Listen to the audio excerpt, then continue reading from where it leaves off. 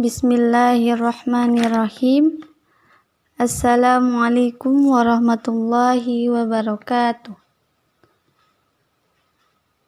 Kami dari kelompok 6 pada mata kuliah Sejarah Peradaban Islam yang diampu oleh Bapak Maryadi SHI MSI. Kelompok kami yang beranggotakan Siti Nurhaliza, Selvi Mayasari, Lala Fadila, dan saya, Umi Kalsum, sebagai moderator yang akan memandu jalannya diskusi pada siang hari ini. Baiklah teman-teman, izinkan kami melalui video ini untuk menjelaskan isi dari makalah kami yang berjudul Sejarah dan Lembaga-Lembaga Pendidikan Islam di Nusantara. A. Sejarah dan perkembangan pondok pesantren. Pondok dalam bahasa Arab funduk yang berarti tempat singgah. Sedangkan pesantren adalah lembaga pendidikan Islam yang dalam pelaksanaan pembelajarannya tidak dalam bentuk klassikal. Jadi, pondok pesantren adalah lembaga pendidikan Islam non-klassikal yang peserta didiknya disediakan tempat singgah atau pemondokan. Sedangkan mengenai asal-usul berdirinya suatu pondok pesantren di Indonesia, dalam ensiklopedi disebutkan terdapat dua versi pendapat mengenai asal-usul dan latar belakang berdirinya pondok pesantren. Pertama, pendapat yang menyebutkan bahwa pondok pesantren berasal dari tradisi tarekat. Kedua, pondok pesantren yang kita kenal sekarang ini pada mulanya merupakan pengambil alihan dari sistem pesantren yang diadakan dari orang-orang Hindu. 1. Pendidikan pesantren. Menurut para ahli, pesantren disebut pesantren bila memenuhi 5 syarat, yaitu ada kiai, ada pondok, ada masjid, ada santri, dan ada pengajaran membaca kitab kuning. Eksistensi kiai dalam pesantren merupakan lambang kewahyuan yang selalu disegani dan dipatuhi sehingga membedakan dengan sistem lainnya. Sedangkan ada 6 ciri-ciri pendidikan pesantren, yaitu 1. Adanya hubungan akrab antara santri dan kiainya. 2. Adanya kepatuhan santri kepada kiai. 3. Hidup hemat dan penuh kesederhanaan. 4. Kemandirian. 5. Berani menderita untuk mencapai suatu tujuan. 6. Pemberian ijazah.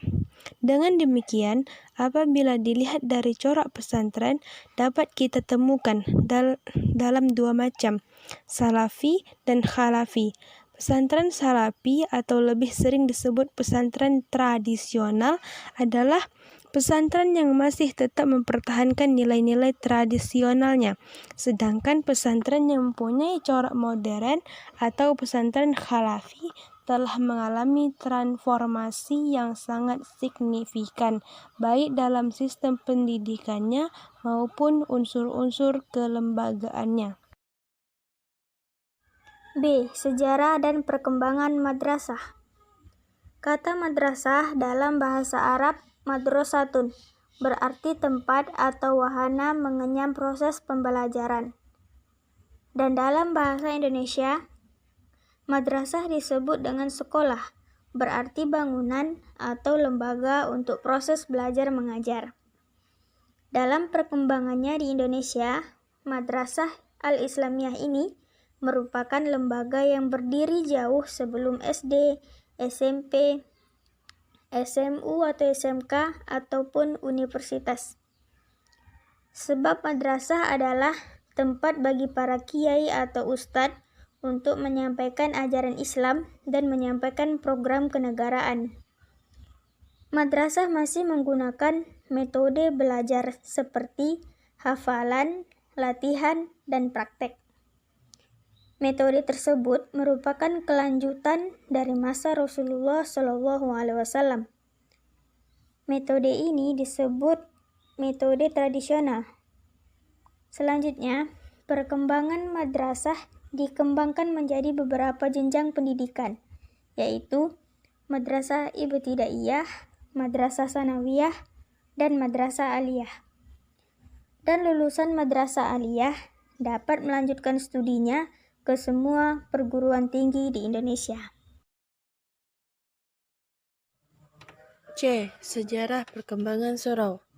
Kata surau bermula dari istilah Melayu Indonesia dan penggunaannya meluas sampai ke Asia Tenggara. Sebutan surau berasal dari Sumatera Barat, tepatnya di Minangkabau. Sebelum menjadi lembaga pendidikan Islam, istilah ini pernah digunakan atau diwariskan sebagai tempat penyembahan agama Hindu-Buddha. Pendidikan surau. Kedatangan Islam ke Sumatera Barat telah memberikan pengaruh dan perubahan bagi kelangsungan surau sebelumnya. Surau mulai terpengaruh dengan panji-panji penyiaran agama Islam. Dengan waktu yang tidak lama, surau kemudian mengalami islamisasi. Walaupun dalam batas-batas tertentu masih menyisakan sesuatu sakral dan merefleksisasi sebagai simbol adat Minangkabau. Proses islamisasi surau begitu cepat dengan ditiadakan beberapa aktivitas keagamaan. Fungsi surau tidak berubah setelah kedatangan Islam. Hanya saja fungsi keagamaannya semakin penting diperkenalkan pertama kali oleh Syekh Abdul Burhanuddin di Ulaka, Pariaman. Pada masa ini, eksistensi surau di samping sebagai tempat salat juga sebagai tempat mengerjakan ajaran Islam, khususnya terakat atau suluk. D. Sejarah dan perkembangan Meunasah. Meunasah merupakan suatu bangunan yang terdapat di setiap kampung. Bangunan ini seperti rumah, akan tetapi ia tidak mempunyai jendela. Bangunan ini digunakan sebagai tempat belajar dan berdiskusi serta membicarakan masalah-masalah yang berhubungan dengan kemasyarakatan. Di samping itu, Meunasah juga menjadi tempat bermalam para anak-anak muda serta orang laki-laki yang tidak mempunyai istri.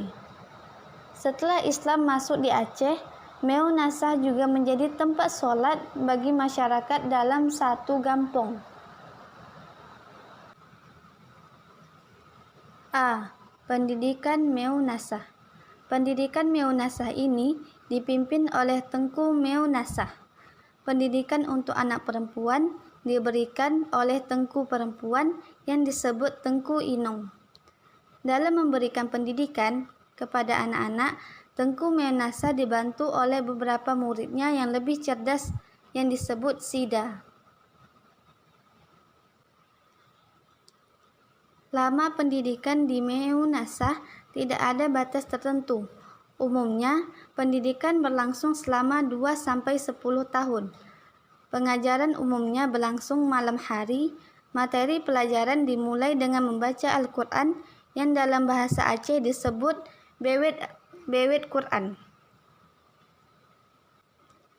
Keberadaan Meunasah sebagai lembaga pendidikan tingkat dasar sangat mempunyai arti di Aceh.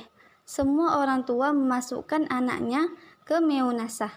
Dengan kata lain, Meunasah merupakan madrasah wajib bagi masyarakat Aceh pada masa lalu. Oleh karena itu, tidaklah mengherankan apabila Aceh mempunyai fanatisme agama yang tinggi. Berikut adalah beberapa gambar Meunasah yang terdapat di Aceh.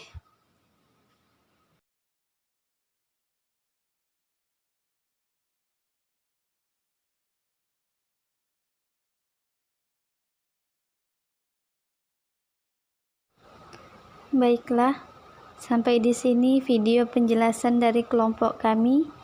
Apabila ada kata-kata yang salah, kami mohon maaf. Cukup sekian dan terima kasih. Akhirul kalam. Wassalamualaikum warahmatullahi wabarakatuh.